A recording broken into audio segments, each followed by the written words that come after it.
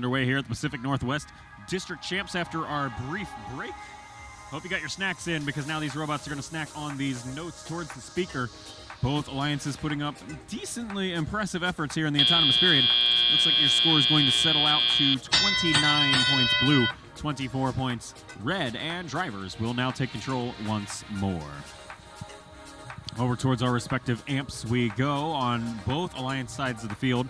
There's the Sasquatch Robotics machine from Seattle for red, working on getting the first stack light turned red.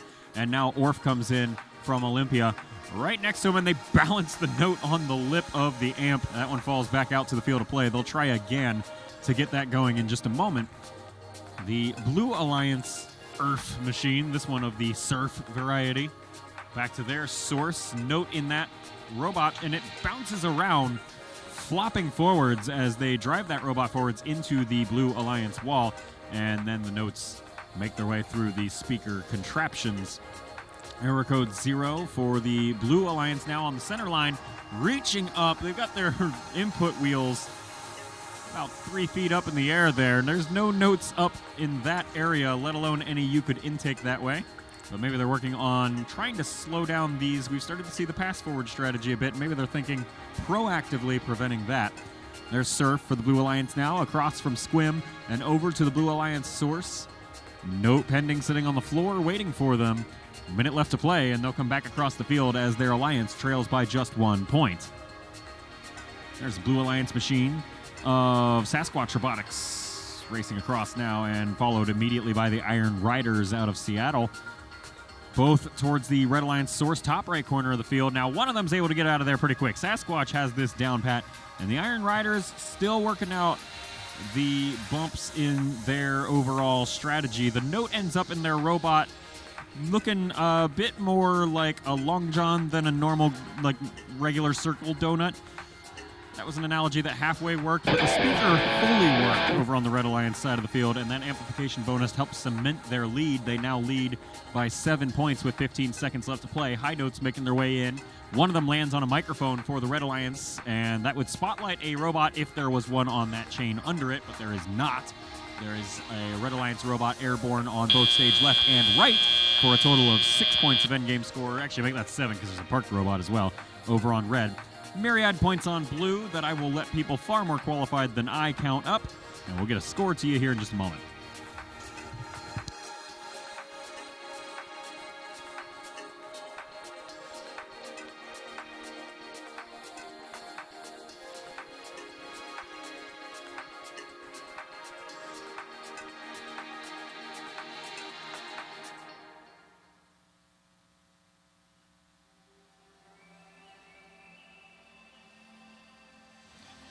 Scores are in for qualification match number 16 here at Northwest District Champs. That one is going to be a Red Alliance victory. Your final score separated by just 5 points. That's 56 red to 51 blue.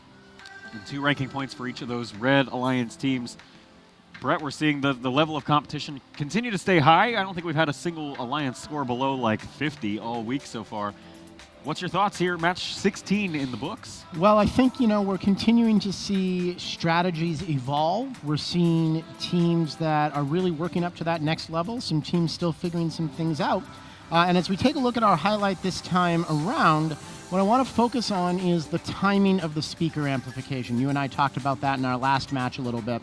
We're going to take a look at our Red Alliance. The way you're going to notice this, you look right there at that speaker. When that turns bright red and the lights go on, we know the speaker has amplified. So let's play this clip forward, and you see robots in the vicinity getting ready to go, and there goes the amplification before the shot gets fired right there. So that was 8032 Sasquatch Robotics was the first one in position. But you saw the amplification go high first. Now there's a balancing act here, because it takes non-zero, pretty close to instant time for the amplification to activate. Takes a few seconds for the note to go into the speaker, work through the processing system, and get scored.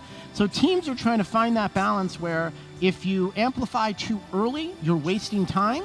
If you amplify too late, then you don't get that first note scored with the amplification bonus. That one I think maybe went a little bit too early. Those teams hopefully going to work on that. But throughout the weekend, finding that balance is going to be really key because that could be 3-6 extra points depending on how many notes get in there. Yeah, and it's every tiny little bit. I mean, we've seen cycle times. Somebody was talking recently about cycle times in the tenths of seconds adding up to nearly a full cycle by the end of the match. Every little bit counts, especially at this level of competition. I think we're ready to kick it back down to the field with Evan to meet match number 17. Thank you, Josh. Thank you, Brett. Let's meet our team's qualification match 17 on the red side of the field. As always, 94-30. From Salem, Oregon, that's C-Tech Robotics. Joining them, it's 15-40. From Portland, Oregon, the Flaming Chickens. And rounding out your red alliance, it's 25-22. From Bothell, Washington, Royal Robotics.